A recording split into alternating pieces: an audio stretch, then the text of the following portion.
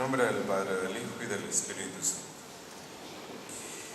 Queremos recordarles que este jueves es día de Acción de Gracias y hay una sola misa bilingüe a las 10 de la mañana. No hay ni misa ni confesión el viernes. Y el grupo de oración está ofreciendo desayuno después de la misa. Y posiblemente esté también afuera de la iglesia, enfrente, este organismo que se llama Educación Católica de Arizona y H&R Block, que estarán explicándoles cómo pueden ustedes hacer sus impuestos y colaborar con las escuelas católicas de la diócesis. Muy bien. ¿Con qué compararemos el reino de los cielos?, se pregunta nuestro Señor. Y lo primero que se le ocurrió fue compararlo con esta semilla de mostaza, que siendo una de las más pequeñas, que el hombre la arroja en un huerto y cuando el terreno es fértil, crece con rapidez y pronto adquiere la altura de un arbusto, donde dice el Evangelio que los pájaros hacen sus nidos. ¿A qué se referirá nuestro Señor con esta comparación? Pues en primer lugar, a la iglesia de Cristo. Porque si ustedes se preguntan qué era la iglesia cuando dijo nuestro Señor esta parábola, pues la formaban Él, su fundador, y aquellos 12 apóstoles. Y qué tan pobre y pequeña fue la iglesia en sus comienzos. Tan pequeña y tan despreciada por todos.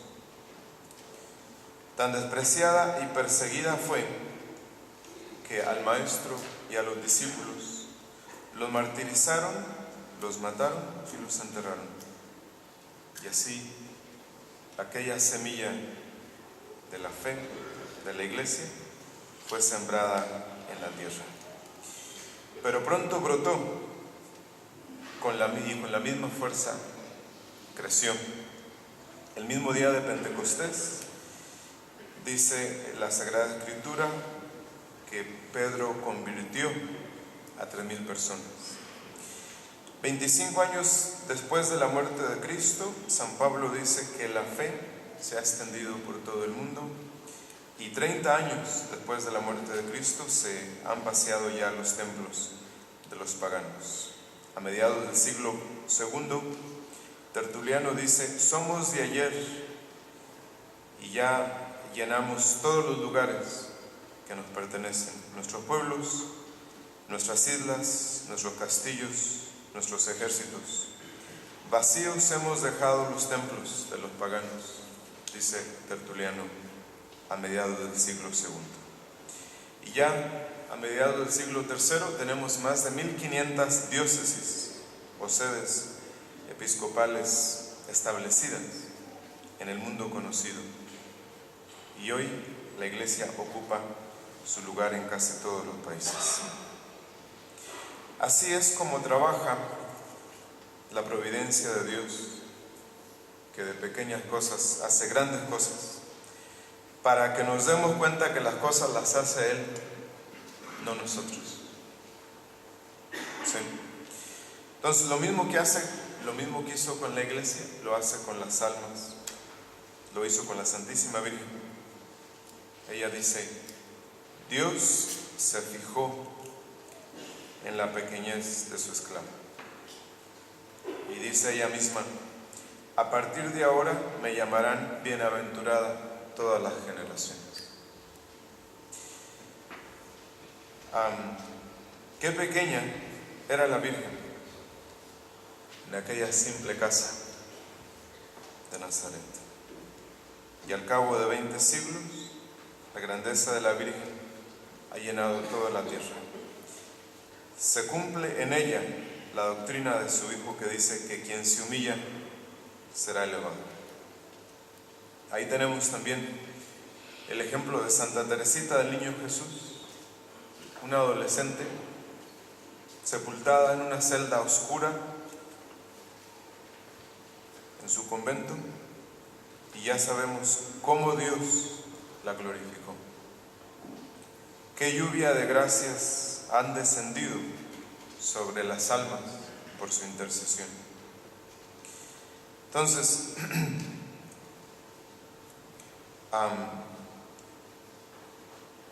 si ustedes se preguntan por qué sucedió todo esto, por qué sucedió así con la Iglesia y por qué sucedió así con la Santísima Virgen y con la mayoría de los santos, bueno, sucedió así simplemente porque ellos se preocuparon de ocupar su puesto,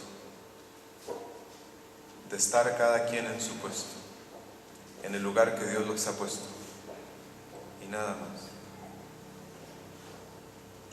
Imagínense si nosotros nos propusiéramos solamente ocupar el puesto que nos corresponde y hacer lo que nos corresponde. Sin embargo, ¿queremos llenarlo todo? ¿Qué es el vicio? Cualquier vicio, sino la idea de llenarlo todo. ¿Qué son las malas palabras? Las malas costumbres. Todas estas cosas son producto del egoísmo, de la soberbia. Sí. Entonces, Dios, que es la omnipotencia entera, dice San Pablo, se anonadó, se hizo pequeño, se hizo niño. Y el hombre, que no es nada, pretende llenarlo todo. Entonces, así de grande Dios se hizo niño y se quedó en la Eucaristía. Cada partícula de la Sagrada Hostia contiene el cuerpo y la sangre, el alma y la divinidad de nuestro Señor. Y hoy en tantas iglesias, en la mayoría de las iglesias, pisoteado cada domingo. ¿Por qué? Porque no se le da importancia a las cosas pequeñas. ¿Sí? Entonces, ¿cuál es la tentación más grande del demonio en la actualidad? La tentación más grande para todos es que que el demonio nos dice, no hay que preocuparse de los detalles. No hay que ser fieles en las cosas simples. Las cosas sin importancia no tienen importancia. Si ustedes quieren ser grandes, famosos, ¿verdad? Lo único que tienen que hacer es hacer cosas extraordinarias. ¿Sí? Y el demonio nos hace creer que la santidad está al alcance solo de quienes hacen cosas grandes, de quienes hacen ruido, de quienes llaman la atención, de quienes tienen dinero o fama o una posición social. Sí. ¿Qué es lo que vemos constantemente en la televisión? Pues gente que hace ruido, ¿verdad? Sí. En todas partes.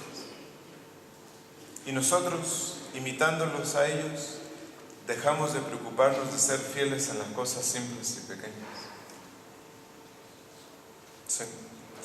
Entonces, ¿qué significa que el grano de mostaza se contraponga a un arbusto?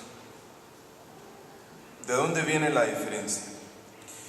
Bueno, lo que es pequeño, si uno se pone en su lugar, que uno no es nada, si uno se pone ahí, es de la única forma que Dios construye. Dios no construye nada más que de la nada de nosotros. Dios nunca ha hecho absolutamente nada de algo que ya haya existido. Todo lo que Dios hace y ha hecho y quiere hacer, lo quiere hacer de la nada. Si ustedes quieren que Dios haga cosas grandes en ustedes, ustedes tienen que ocupar su lugar. Sí. Durante 30 años, Cristo vivió en su casa. Y esa vida estuvo llena de acciones aparentemente sin relevancia, sin relieve. Pero en cada una de esas acciones, de esos trabajos, Dios estaba redimiendo a la humanidad. Sí. Entonces, toda nuestra vida está compuesta prácticamente de cosas que no tienen relieve. Las virtudes, por ejemplo, están formadas por una tupida red de actos que quizá no sobresalen de lo corriente y ordinario, pero en ellas, con heroísmo, se va forjando día a día la propia santidad. A todos los apóstoles, a los seguidores, discípulos de los apóstoles y a los mártires de los primeros 3 siglos, a todos los martirizaron. Sí, su martirio fue instantáneo. Y el martirio de nosotros ha de ser lento, pero seguro, de todos los días. Entonces, ante el Señor tienen gran trascendencia el orden, la puntualidad, el cuidado de las cosas que usamos en el trabajo, la afabilidad con los demás, el terminar el trabajo bien. Sí. Es posible que jamás vaya a haber en nuestra vida la oportunidad de tener que dar la vida por alguien. Pero por Dios damos la vida todos los días en la fidelidad de todos los días. Esa es la realidad. Entonces, si ustedes dicen, bueno, yo no me puedo santificar porque yo no he tenido la oportunidad de dar la vida por nadie. Todos los días, sus días están llenos de oportunidades de demostrarle a Dios que lo aman.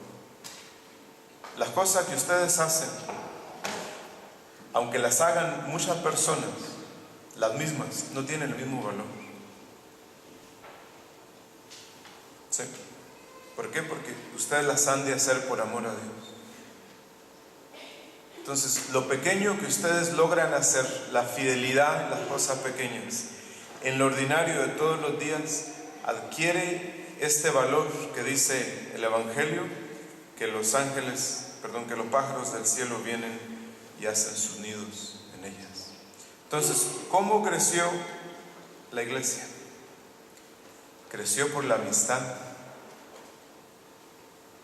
sí, por las relaciones de unos con otros. Sí. Entre amigos, entre compañeros de trabajo, se fueron comunicando esta forma de vivir, de ver la vida y de hacer las cosas y de ser fieles en las cosas pequeñas. Si ustedes están esperando hacer cosas grandes o que sucedan cosas grandes para santificarse, ustedes se van a morir sin haber hecho nada. ¿Sí? Entonces, todo tiene su valor. El levantarse a tiempo, el mantener el orden en la casa, la limpieza en la casa, las cosas en orden, el llegar temprano al trabajo, el terminar a tiempo el trabajo, el ángelus de mediodía, el acordarnos de Dios durante el día, una mirada a una imagen de la Santísima Virgen, unos minutos gastados frente al sagrario. Todas estas cosas, aunque sean pequeñas, forman nuestra vida. Y así es como nos vamos ganando el cielo. ¿Sí? Dios nos pide algo en cada momento y siempre al alcance de nuestras fuerzas.